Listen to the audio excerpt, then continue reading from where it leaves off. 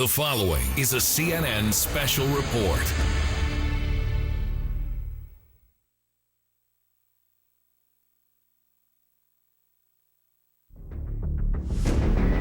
A beautiful backdrop for a brutal crime. Thomas, police recorded line. I think somebody shot Shirley. I said, Shirley's effing dead. A woman executed in her own home. The reaction was, this doesn't happen on Cape Cod. Her husband, a notorious arsonist. He's a psychopath. He's a very dangerous person. Her stepsons in a fight against her. They wanted what she had. They wanted it all. In town, her enemies unknown. There was lots of talk about other potential suspects, people who owed Shirley money. More than a decade after the killing, It didn't have to happen this way. the search for answers continues. I'm never going to give up hope. Who did it and why? Did he ever tell you he wanted you to kill Shirley? Yeah, absolutely. He said he wanted it to look like a mob hit. Murder on Cape Cod. Who shot Shirley Reine? Meet the family. Loretta, Shirley. Hello. Hello. They say time heals. I don't believe in that. Sometimes it gets worse. We were like two peas in a pod. We had a blast. I miss those times. I just miss her. Yeah. And I just wish it never happened. It didn't have to happen this way. It really didn't. Oh, wow. Good night.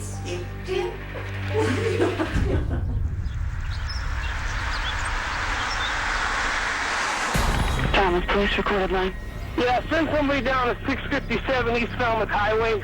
I think somebody shot Shirley. Oh my God, hold on. Oh man, let me tell you. Can you hurry up? May 10th, 2005.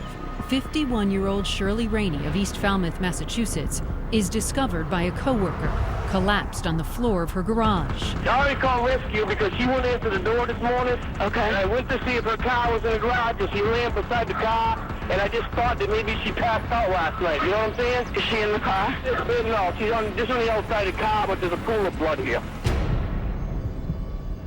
Shirley has been laying on the cold cement floor, covered in blood, for more than 8 hours. He said, I think somebody just shot Shirley. Oh, geez, Shirley. Yeah, Shirley Reine.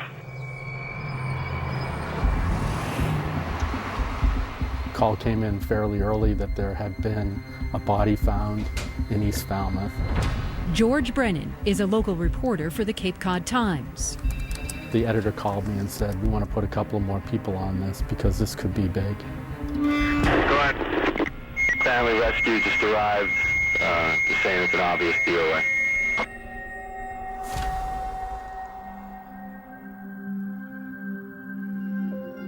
How did you find out? I got a call, and it ended up being one of the workers, Michael. Loretta Guilfoy is Shirley's younger sister. And he goes, you sitting down? I said, yeah. He goes, your sister's gone. She's gone. I go, you mean she's dead? Yep, this was the house right here. You came here the day that she was found. That morning, yes. What do you remember about that day? Very little. I was very numb, but I remember pulling in, and I did walk up to the garage, and I saw a glimpse of her. I saw the yellow shirt that she was wearing the day before and her red jacket, and her body was up against her door. It must have been hard to see. It was. And then I started freaking out, and then I started banging on doors. I banged on Johnny's door. Johnny Reine, Shirley's brother-in-law and next-door neighbor. So I ran over there. I just opened the door, and I said, you guys didn't hear anything last night? Oh, no, we didn't hear a thing. I said, you're right next door. You didn't hear anything. Why? What happened? I said, Shirley's effing dead. Nearly inconceivable for Loretta, who saw her sister just hours earlier. Good night.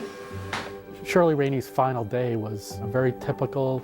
She went and spent some time after work with her sister. Even though the two of them worked all day together, they would often spend their evenings together as well.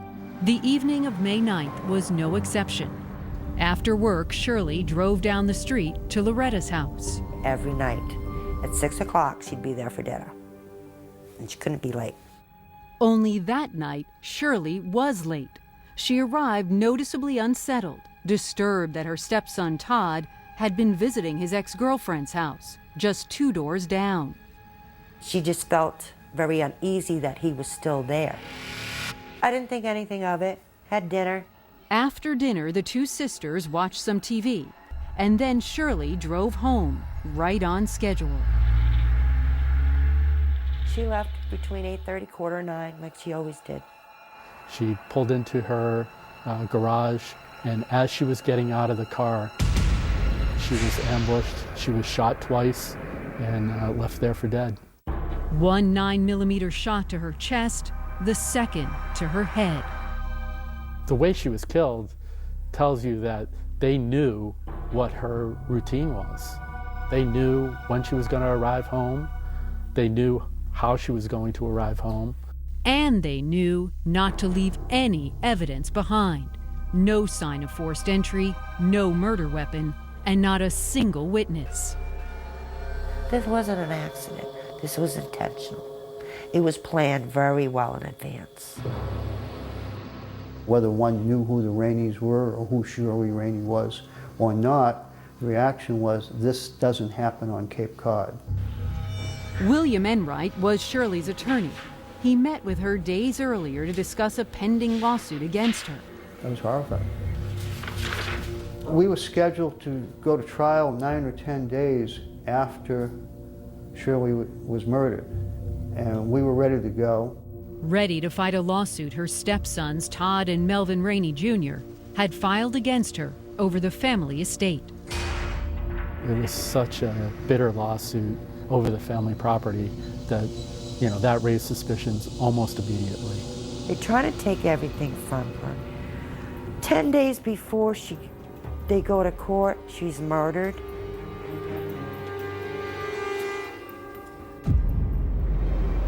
Coming up, what about those who say that Shirley wasn't as innocent as some say? They're lying. They're lying, they're lying, they're lying.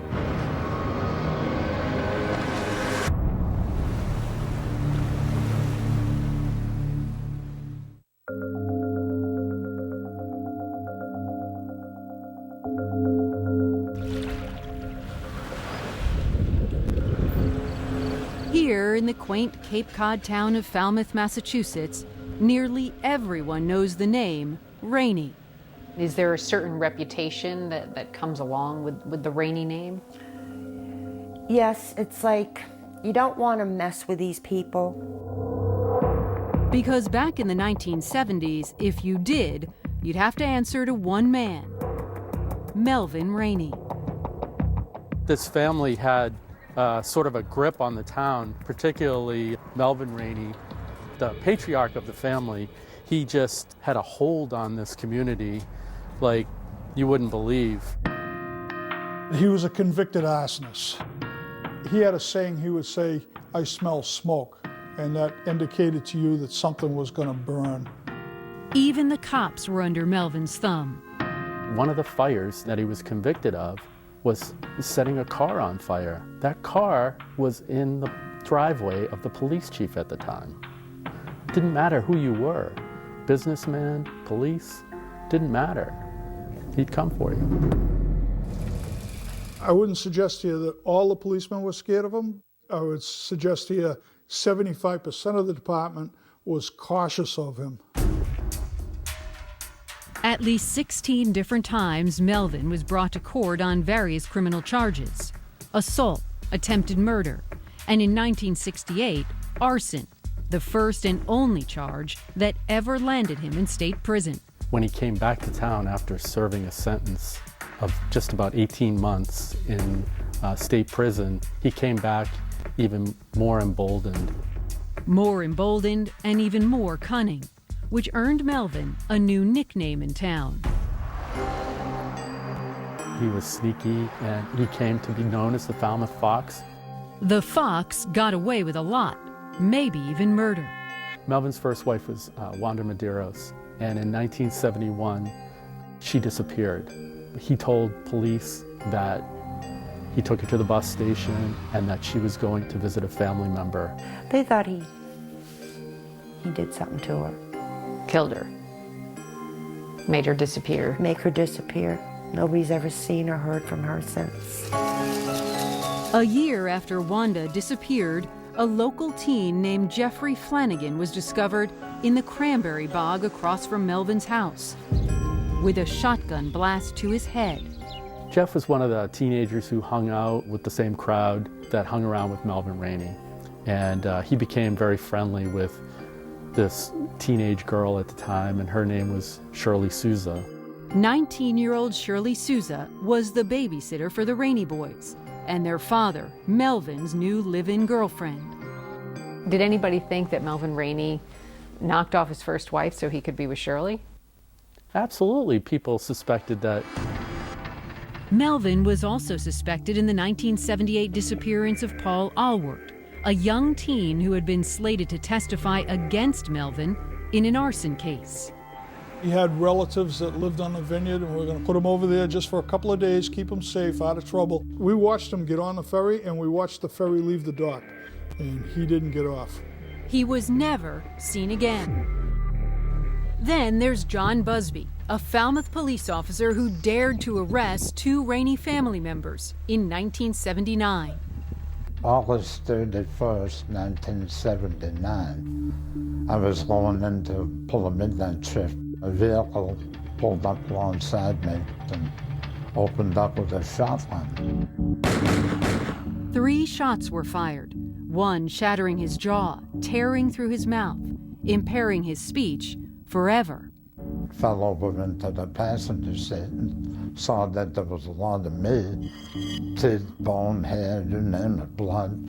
There was no doubt in my mind who did it. When I was up in the emergency room in the hospital, I actually wrote in a notebook, Melvin did this. He's telling his officers that Melvin Reine did this. And they don't go to Melvin's house. They don't interview Melvin Reine that night. They don't go to him and say, do you have an alibi? There's technology you can test to see if someone shot a gun. They don't test him. And like the other unsolved cases related to Melvin, he was never charged. Busby's case went cold, and fear drove the Busby family out of Falmouth for good. They had succeeded in getting John Busby out of their little world. Just 2.5 years later, there appeared to be a breakthrough. When Melvin's son Todd, then 17, got a traffic ticket, his father was furious. So furious, he threatened a local cop. "You guys are going to find out how bad I am," he told the officer. "I made the call and Busby got his. You're the only one that knows that for sure now." Years later, after the statute of limitations had passed on Busby's case, Melvin's brother, John Reine, told police he was in the car the night Melvin shot Busby. And he says Shirley was too. I think she knew everything Melvin ever did, including his first wife, the 2 young men who were killed, and everything that followed. But Shirley's best friend, Kathy Crowbar, calls those allegations pure lies. What about those who say that Shirley wasn't as innocent as some say that she was? They say that she was, maybe even an accomplice in some of Melvin's actions. They're lying. But if they're not, then Shirley had plenty of enemies.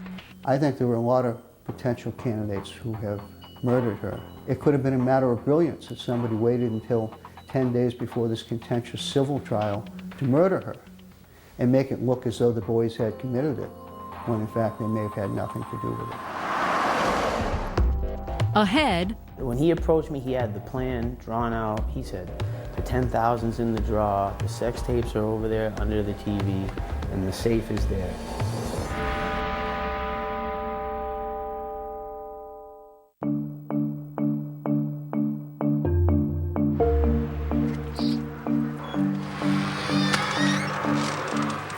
weeks after Cape Cod native Shirley Reine was gunned down pulling into her garage,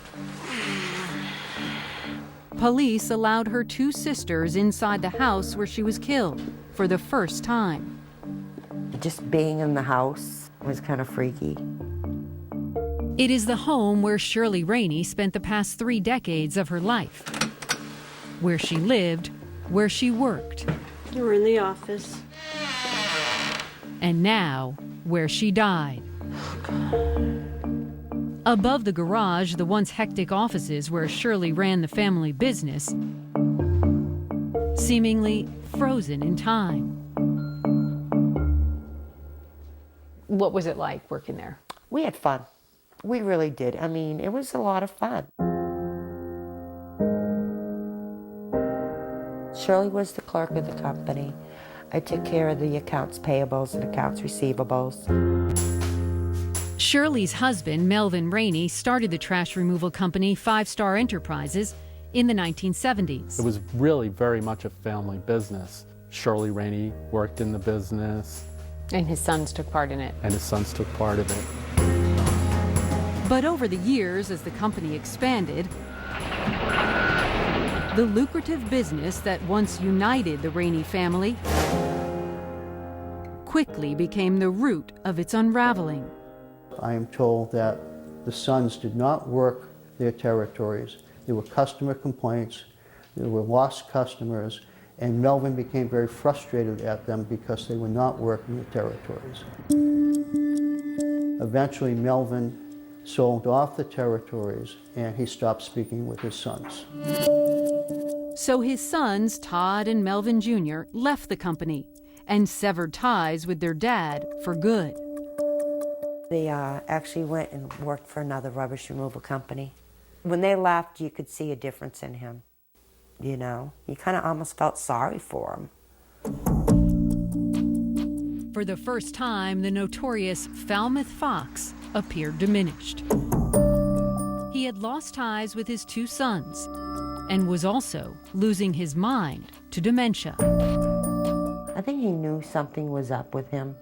He was losing it. He was doing weird things.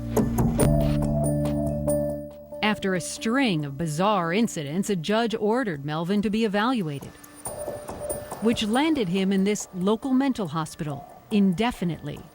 When Melvin was institutionalized, that's when everything broke. How did Shirley deal with his illness? And it was scary for her. She had 3 mortgages she had to pay. She had a business she had to run. So she was handling everything. Everything. Everything that her stepsons believed was rightfully theirs. They wanted what she had. They wanted it all. The rift was over the money, the family business, the family property. They wanted a piece of that, and they could see that everything was going Shirley's way. And they were right. Just weeks before he was institutionalized, Melvin cut his sons out of his new will and signed over his business and all of his properties to his wife, Shirley. Does anything about the timing surprise you or make you suspicious at all? Well, certainly Todd Reine and his brother Melvin Reine Jr. tried to make the case that the transfer of property to Shirley Reine happened much too close to when he was institutionalized. Their whole argument is he couldn't have been of right mind to sign that property over. But to make that argument in court and win, they needed Shirley and Melvin's financial documents to prove it. Todd Reine believed he knew just the guy who could help. His name is John Rams. You know, I owed Todd a favor. It just happened this guy wanted a burglary. And I told him not a burglary type person, says that's not what I do. But Rams does have an extensive criminal record, from assault to manslaughter. Did he ever tell you why he wanted you to burglarize Shirley Reine's home? He wanted the documents. He wanted the sex tapes. Rams says Todd wanted Shirley and Melvin's newly signed will and trust documents, and several tapes rumored to exist, which allegedly show his stepmom performing sexual acts with other men. When he approached me, he had the plan drawn out. He said, the 10,000's in the drawer, the sex tapes are over there under the TV, and the safe is there, and in the safe is the documents with the will and testament. Did you feel like you had a choice? You always have a choice, man.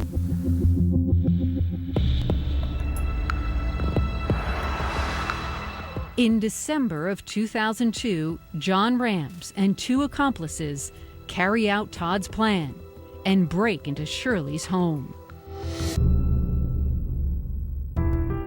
Did the burglary go according to plan? Yeah. Yeah? Yeah. He got his thing, whatever, boom, boom, boom, done, everything done. What exactly did you take from Shirley Reine's home? We took the safe. I saw the sex tapes. I made a judgment not to grab them. I don't know, it was just icky. There was no cash in the 10,000 wasn't there. He got the documents. Once Todd Reine had the documents that he was looking for in that safe, short time later, a lawsuit was filed in Barnstable Superior Court against Shirley Reine. Up next. There'd been a hit put on her, and she was afraid. Who killed Shirley Reine? He wanted me to shoot Shirley, go in her house and shoot her for him.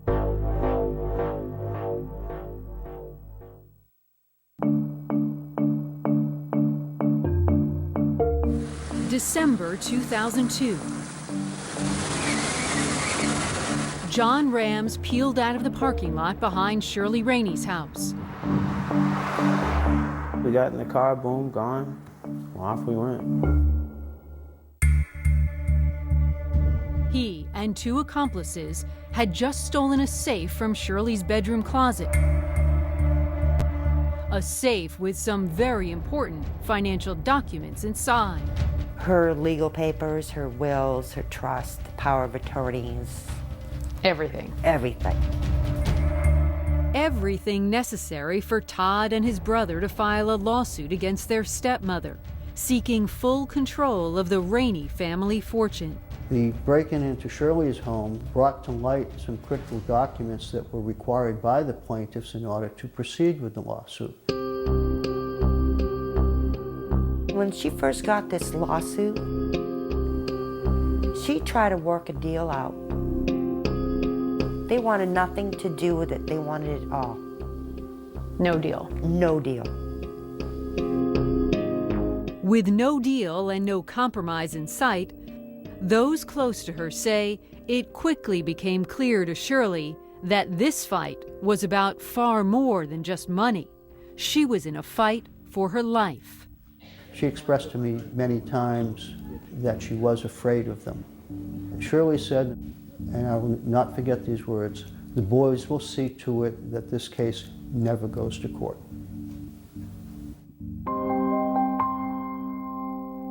Soon, Shirley's fears got even worse.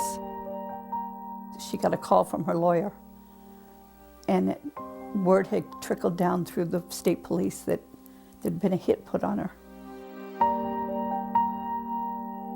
Who actually put out that hit? Friends say Shirley was never told. She was afraid. When we'd come out of the movies, she never knew when she turned her car on if it was just going to blow up. Or I don't know how she lived like that.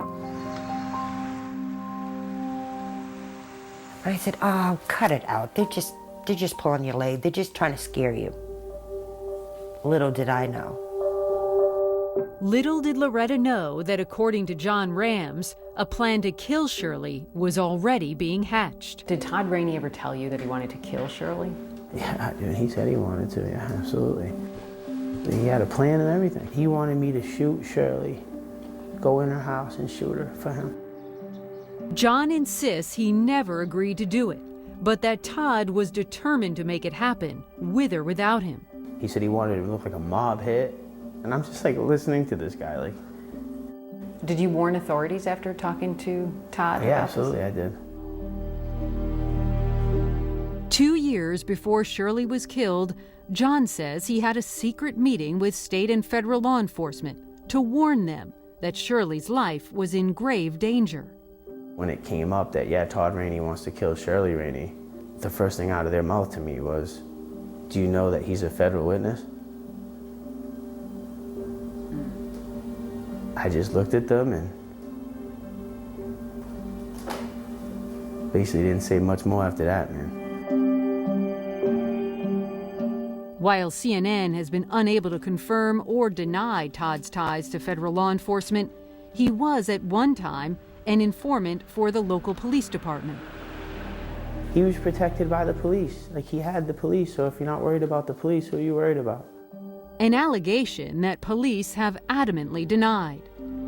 But then why does the written report from John's 2003 meeting make no mention of Shirley or Todd Reine anywhere? Rams insists that he told authorities Todd Reine wanted her dead. Why it wasn't in the report, it's hard to say, but it does make you wonder, what's going on here. We asked the DEA, who said the threat against Shirley isn't in the report because John never discussed it. But John's attorney, who was also present at that meeting, confirmed to us he most certainly did. It could have been avoided. It really could have. That life could have been saved. By May 9th, 2005, it was too late. I tried. I gave them 2 years in advance. They still didn't do anything.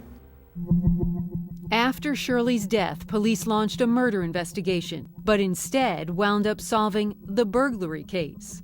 During the murder investigation, they came across information that led them to Todd Reine as the ringleader of the theft of that safe. While his brother, Melvin Jr., was never implicated in the burglary, Todd, John Rams, and an accomplice were all convicted of the theft and sent to prison in September 2007, which allowed investigators a unique opportunity to build Shirley's murder case while their two main suspects were locked up. They definitely were trying to get John Rams to flip. They went to John Rams several times, trying to get him to talk. And talk he did. Between 2005 and 2011, John Rams willingly spoke to police at least 7 times. He said, "I didn't do it, but Todd Reine wanted her dead." Despite his repeated denials, in December of 2011, John received the stunning news that he, not Todd, was being charged for the murder of Shirley Reine. I gave you everything. I took lie detector tests. I told you what happened 2 years before any of this even went down. I did everything I could.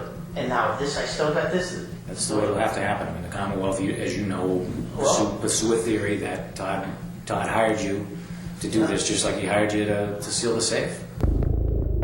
If John knew what happened to Shirley Reine, this was his last chance to say so.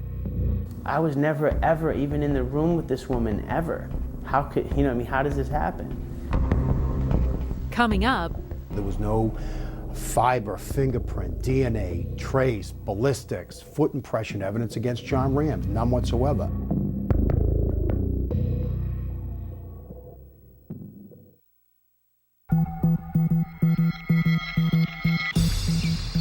December 2011.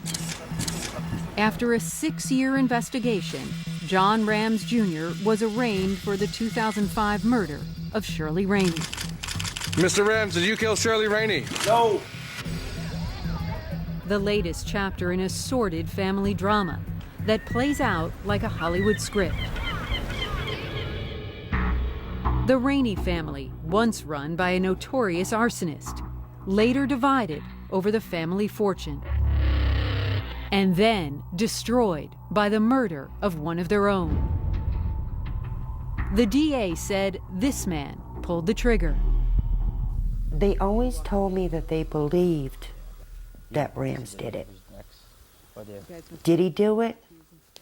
I'm not 100% convinced. Was he asked to do it? I believe he was. By whom? By Todd. Todd Reine, Shirley's stepson, something John Rams himself has said over and over. John Rams repeatedly told investigators that Todd Reine wanted Shirley dead, and that he was willing to pay someone to do it, that he was willing to pay him to do it. The question is, did he follow through with it? Never once did I was like, yeah, I'm gonna solidly do this for you. Never once did I ever tell him, yes, I would do this. The district attorney's office wasn't buying John's story, and they were betting the jury wouldn't either.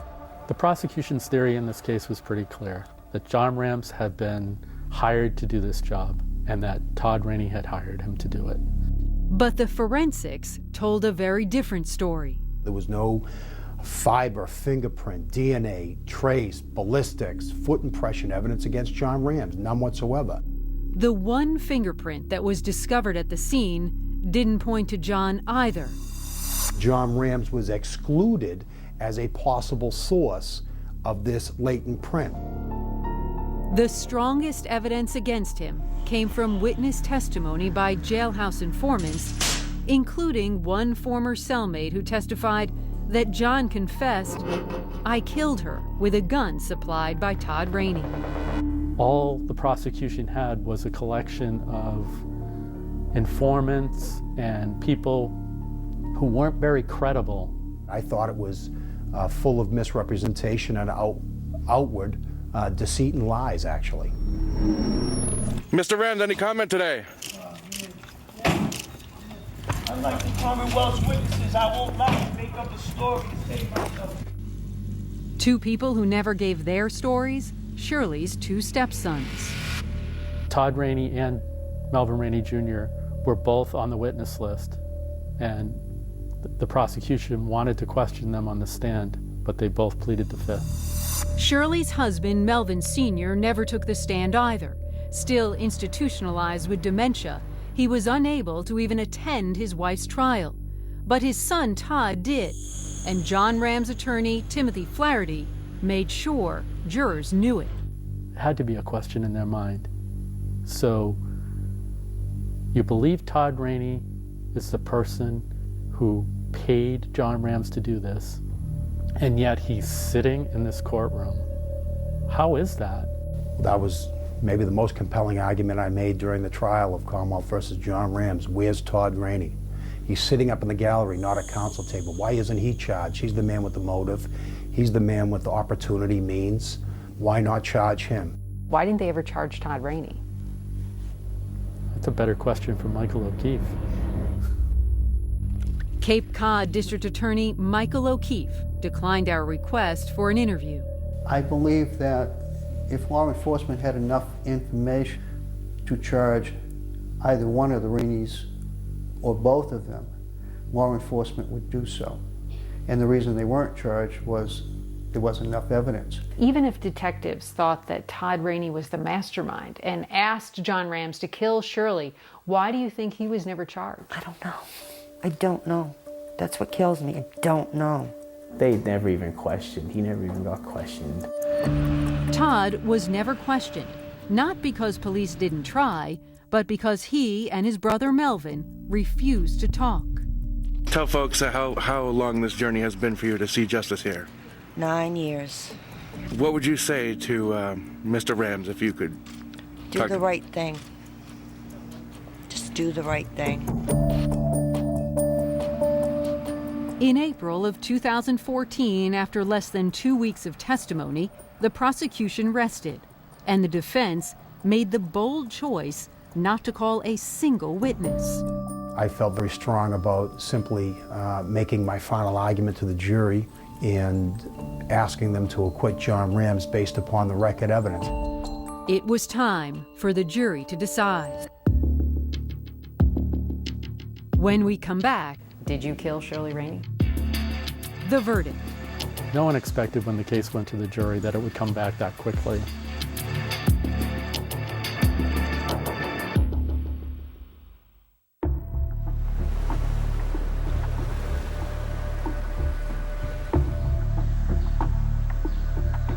Mr. Rams, what do you have to say?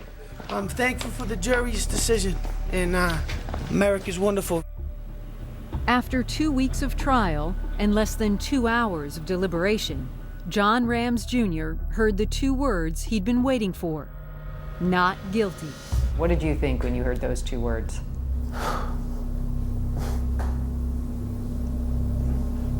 Get to go home. The cloud of suspicion that had followed John Rams ever since Shirley Reine's death in 2005 had finally lifted. So you're an innocent man? Absolutely. Absolutely. So you're walking out here, your life start over again? What happens? It starts over, right? It starts over. But starting over was exactly what Shirley's loved ones had feared most. It was heartbreaking. And here we go again. She all stressed up. Yeah.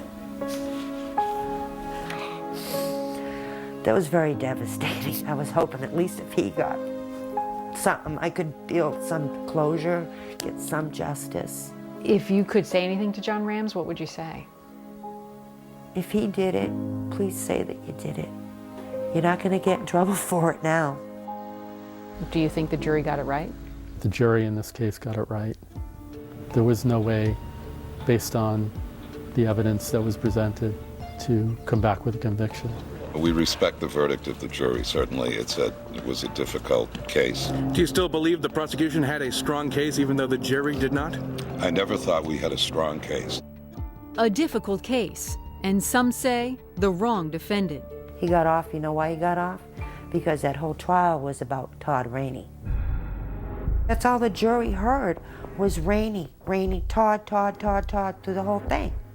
Despite our own attempts to interview Todd and his brother Melvin, they refused.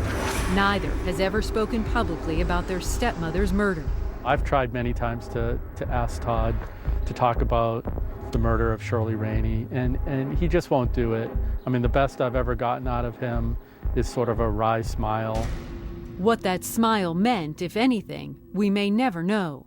They got the wrong guy at the beginning. I think they should have arrested Todd. Todd told people he wanted her dead. And Shirley told a long list of people she feared that Todd and his brother just might do it. She definitely was living in fear. Her attorney, her accountant, her hairdresser, and her best friend. Shirley warned them all. If anything happens to me, make sure that everyone knows the boys did it. What I can say is that since Shirley Reine's death, Todd Reine and Melvin Reine Jr. got what they wanted. In terms of the lawsuit, Melvin Reine Jr. lives in the house where the murder happened. Todd Reine lives on the property. Would you say there are any other suspects besides Shirley's sons? There was lots of talk about other potential suspects, people who owed Shirley money and didn't want to have to pay it back. I believe that there were other people out there who had a motive. I don't know what Shirley was doing with those sex tapes. Could she have been using them to try and extract money from some people with whom she had relations? I don't know, but it's a possibility. It's a nice setting here. But more than a decade later, John Rams is the only suspect ever charged in Shirley's murder. And he's more adamant than ever that he had nothing to do with it. Did you kill Shirley Reine? No, ma'am. Absolutely not. The people who are going to watch this special, they're going to say, why should I believe this guy? He has a history, he's got a criminal history, he was convicted of manslaughter. Absolutely. Well, why would I believe this guy? Because the conviction in my voice, the way I articulate my words. He doesn't mean nothing to me, whether he did it or didn't do it. I don't want him. I've always said that from day one. I don't want him, I want the ones that are responsible. Everybody that's responsible. And investigators say they haven't given up on finding them. I would not be one bit surprised if there was a subsequent prosecution for the homicide of Shirley Reine. Will it happen? I think it just takes one set of lips to solve this crime. That set of lips is out there somewhere in the community. A community with a complicated history with the Reine family and the scars to prove it. When the name Reine is spoken around the town of Falmouth and East Falmouth these days, I mean, what do people think? These days it's more about mystery. People are wondering, how are there so many unsolved crimes that revolve around this family? And most particularly, will there ever be a resolution to who killed Shirley Reine? Who was it? A question Shirley's husband, a man with many secrets of his own, never lived to see answered. He died while still institutionalized in November 2013. So hard not knowing. It is. You'll never get closure. I mean, people tell you all the time, you need to move on. How can you move on? What have you missed most about her over the years?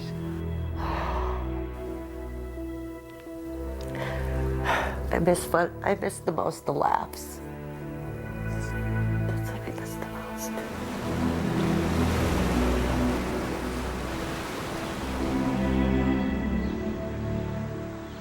When you come back here now 10 years later, how does that feel? It feels surreal. Some days it feels like this happened 30 years ago. And then other days it feels like just yesterday. You wish you had answers for her, but 10 years I do. later. I do. And it's like, I'm never gonna give up hope. Hope that one day her sister's name will finally be removed from the list of Reine family mysteries. So you believe your sister was innocent to the end? Nobody's innocent. You're not innocent, I'm not innocent. But she did not deserve that. Nobody does. Nobody has the right to end somebody else's life. Sorry, it just doesn't work that way.